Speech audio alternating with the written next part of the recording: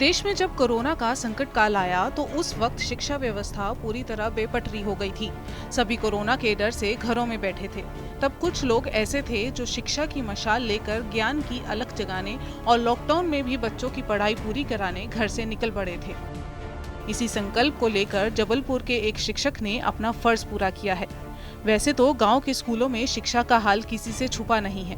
कुछ गाँवों को छोड़ दें तो हर जगह की कहानी एक जैसी ही है। लेकिन मध्य प्रदेश के जबलपुर में एक ऐसा गांव भी है जिसे एक शिक्षक ने शिक्षा का बेशकीमती तोहफा दिया है, जो पूरे गांव के लिए वरदान बन गया। अब ये पूरा गांव ही अपने आप में स्कूल बन गया है। गांव की जिस भी गली में आप निकलेंगे, आपको सिर्फ शिक्षा से भरा माहौल और तस्वीरें नजर आएंगी।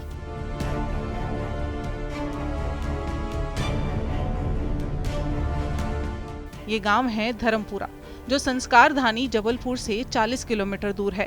यहाँ की हर एक दीवार शिक्षा की अलख जगाती है। बता दें कि कोरोना की वजह से 2 सालों से स्कूलों में ताले पड़े रहे।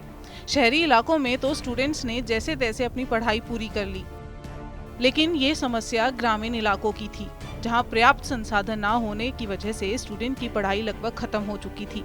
स्कूल शिक्षा विभाग ने स्कूलों के बंद होने पर डीजी लैब एप्लीकेशन की मदद से स्कूली बच्चों को ऑनलाइन पढ़ाने की व्यवस्था तो बनाई, लेकिन जबलपुर के आदिवासी बहुल शहपुरा ब्लॉक में बच्चों और उनके अभिभावकों के पास स्मार्टफोन ही नहीं थे, जिसकी वजह से टीचर दिनेश मिश्रा ने बच्चों को पढ़ाई से जोड़े रखने की योजना बनाई।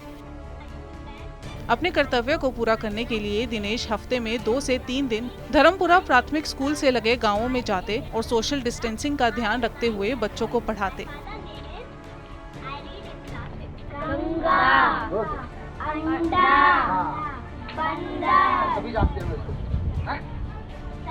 सरकार ने रेडियो के माध्यम से बच्चों की पढ़ाई शुरू की तो इस टीचर ने अपने खर्चे पर रेडियो खरीद गांव के बच्चों को बांटे।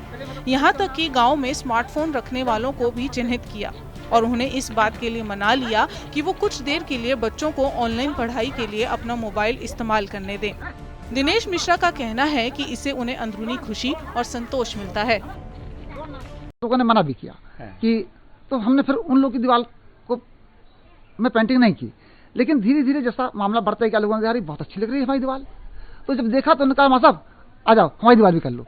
तो ऐसा लोगों ने सहयोग किया और मात्र 2 या 4 घरों ने हमको मना किया। बाकी अब ये स्थिति है कि कुछ लोग और बुला रहे हैं कि मां साहब हमारी दीवार भी रह गई है, उसको भी कर दो आप।